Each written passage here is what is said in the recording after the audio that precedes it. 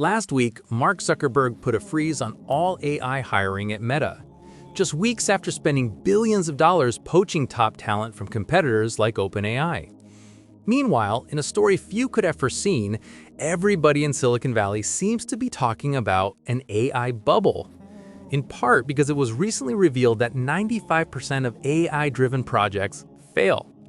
And that's not just some random number I pulled out of nowhere. It's based on an MIT study that analyzed the results of companies using AI. It spooked investors who are relying on AI to maintain irrational exuberance in the markets. And Sam Altman himself said this: "Are we in a phase where investors as a whole are overexcited about AI?" In my opinion, yes. Shadow AI economy. Heard about it? Yes, it is the most anticipated culprit. Say MIT. MIT alert. Why only 5% of companies succeed? MIT just exposed why 95% of AI projects fail and how only 5% succeed. Which side are you on? MIT has revealed some jaw-opening facts and figures. Stay with us. AI tools were launched to facilitate businesses, but I think corporations are not getting desirable benefit from it. MIT report is a clear reflection that tech giants lack in something that need to figure out before it's too late. The MIT report gave me a jerk. I wasn't expecting this from enterprises who always plan something bigger and better. Here's the crunchy crux of the report. ChatGPT and Copilot are widely used by the enterprises, but they only use transformation is rare. Only 5% among them actually meet the production target. Sounds weird. It's like buying a treadmill and only using it to hang your clothes. Well, this transformation ratio is really disappointing. Reason? You must be thinking it might be due to some kind of regulations or restrictions. Exactly not, but due to tools that don't learn, adapt, or integrate into workflows. MIT is warning. Most companies are treating AI like a side gadget instead of a game changer. Shadow AI economy. Heard about it? Yes, it is the most anticipated culprit, say MIT. The report warns that businesses who become stuck in this shallow use phase risk falling behind fast. Who are the winners then? Who are among this lucky 5% list? Winners are the enterprises which focus on small but customized, learning-capable systems and external partnerships. Businesses who rethink their entire workflows, automating core processes, redesigning jobs, and unlocking new business opportunities. Here is a quick brain teaser for all of us.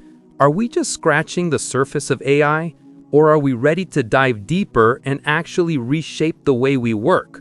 Keep watching, because what's coming next is beyond your imaginations. We will also unveil the success factors behind those 5% enterprises. And yes, the most important, winning edge. Agentic AI, the AI that thinks, remembers, act, beyond talking, into working. Stay with us to explore smart strategies. Want to know about details? Check out the link about MIT GenAI Divide 2025 in descriptions. Companies spent 30 to 40 billion on generative AI, but unfortunately 95% of those projects deliver zero results. It's like buying a golden goose and discovering it lays. 95% of AI pilots fail. MIT explains why. It's not the AI's fault, it's the way companies are using it, or rather misusing it. 1. Too much hype, too little integration. The projects often focus on flashy demos, but don't plug into real business workflows. As MIT explained, the tech isn't the main issue. It's how poorly the tools get adopted in real operations. It's like high adoption, rare transformation. More than 80% of companies have played with tools like ChatGPT or Copilot, but only around 40% have actually put them to work. And even then, it's shallow use, not true transformation. MIT named this adoption shallow. It's like buying a Ferrari just to park it in your driveway. Looks cool, but doesn't take you anywhere. Transformation matters. Think about it. Looks cool, but doesn't take you anywhere. But wait, what happens when you feed these AIs the wrong stuff? Let's move to reason number 2. The classic rule applies: garbage in, garbage out. Generic models like ChatGPT don't magically adapt to a company's mess of spreadsheets, compliance rules, or customer data. Without good quality, well-structured input and context, AI outputs become unreliable and expensive to check. Bad data in, bad answers out. Simple as that. But here's the twist. Sometimes the problem isn't the data at all. It's the missing friction. And MIT says that's a killer. Reason number 3, the missing friction. GenAI Divide. Here's the juicy part. MIT calls it the GenAI Divide. Companies are obsessed with removing all the friction. But guess what? Friction is actually where the value hides. Think about it. Friction means governance, validation, memory, and checks. Boring, sure. Necessary, absolutely. Let me make it simple for you. Take away all that pain, and what do you get? An AI that talks smooth in a demo, but collapses when it's time to do real work. It's like hiring a motivational speaker to build your house. Great speeches, zero bricks laid. In short, without friction, you don't get function. MIT basically says, if it looks too easy, it probably doesn't work. Take away all the checks and balances, and AI collapses when it faces real work. Painful, right? But what's even more painful? Watching companies burn millions chasing the wrong treasure. 4. Chasing shiny chatbots, missing the real gold. Most companies are throwing money at the wrong places. They're busy chasing shiny chatbots for sales and marketing because chatbots look cool in a board meeting, right? But the real gold, it's buried in the boring stuff nobody wants to talk about. Accounting, compliance, paperwork, the digital janitorial work. Not glamorous, but that's where the actual ROI hides. It reminds me an old saying: ignore the small leaks and the whole ship sinks. And right now, a lot of billion-dollar ships are taking on water. Cool chatbots in meetings, sinking ships in reality. So where's the real action happening? Not in the boardroom, but in the shadows. And trust me, you'll want to hear this one. 5. The rise of the shadow AI economy. While companies burn millions on official AI pilots that flop, employees are secretly using their personal ChatGPT or Copilot accounts, and guess what? They're getting better results at a fraction of the cost. It's like the company's running a 5-star restaurant that nobody eats at, while employees sneak out for street food that actually tastes better. MIT calls this the underground ROI, the hidden wins that never make it onto the company balance sheet. Employees secretly using AI and actually beating the official pilots. Now that's strange.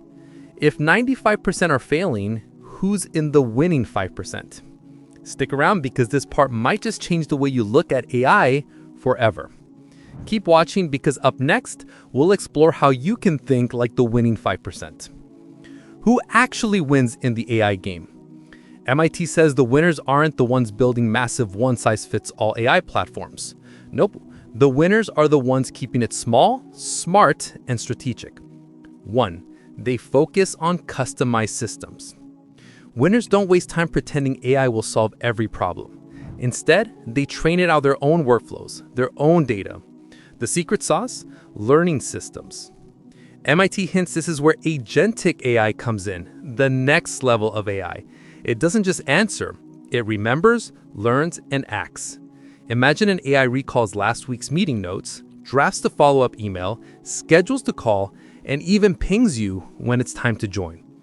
That's the shift from being a calculator to being a colleague. Or as MIT might put it, today's AI talks, tomorrow's AI works. But smart tools alone aren't enough. The next edge? Who gets to use them? They empower the front lines. In winning companies, AI adoption isn't run by a fancy innovation hub hidden on the top floor. Instead, the power goes straight to the people who actually do the work. Line managers and frontline staff test, tweak, and lead AI projects themselves. Because let's be honest, who understands the pain points better than the ones living them every day? It's like letting the drivers customize the car instead of the executives who never touch the steering wheel. And when the drivers are in control, the car finally moves. But what's the destination? That brings us to number 3. They have a clear, single purpose. The top 5% don't chase some vague dream of AI transformation. They pick one problem and they crush it. Success isn't measured by nerdy numbers like accuracy rate. Nope, it's measured in real business impact. Fewer cost, faster workflows, more revenue. It's the archery rule. Aim small, miss small. While most companies are shooting arrows in the dark, winners are hitting bullseyes. But even the best archer knows, sometimes you need the right bow. And that's where partners come in. They partner with specialized vendors. MIT found winners are twice as successful when they partner with specialists instead of reinventing the wheel in-house. They don't act like casual software buyers. They act like smart clients. They outsource specific outcomes and hold vendors accountable for business results, not technical bragging rights. It's the difference between hiring a chef to cook you a Michelin meal versus growing the wheat, grinding the flour, and trying to bake it yourself. Their philosophy? When the winds of change blow, some build walls. The winners? They build windmills. And speaking of windmills, the real power often comes from places you least expect. They focus on back office automation. While most companies waste millions on shiny chatbots for sales, the winners are quietly automating the boring stuff: contracts, compliance, and financial risks. It's not glamorous, but it's saving them millions every single year. Think of it this way. Flashy chatbots might get applause in the boardroom, but back office automation keeps the company afloat. Winners aren't chasing the spotlight, they're building the engine room. Imagine it recalls last week's meeting notes, drafts the follow-up email, schedules the call, and even reminds you to show up. That's the leap from AI as a calculator to AI as a colleague. And that's where the winners are heading. What actually separates the winners from the wannabes? Customized systems, empowered teams, clear goals, smart partners, and the boring but powerful back office. 95% of generative AI projects flop not because AI is useless, but because companies chase shiny demos, ignore friction, and invest in the wrong places. So the question is, are you building walls or are you building windmills? Will your company be in the 95% that fail or the 5% that rewrite the playbook? Stick around because next we'll break down exactly how you can apply these winning moves yourself. And if you're finding this video helpful, don't forget to hit like and subscribe so you don't miss what's coming next.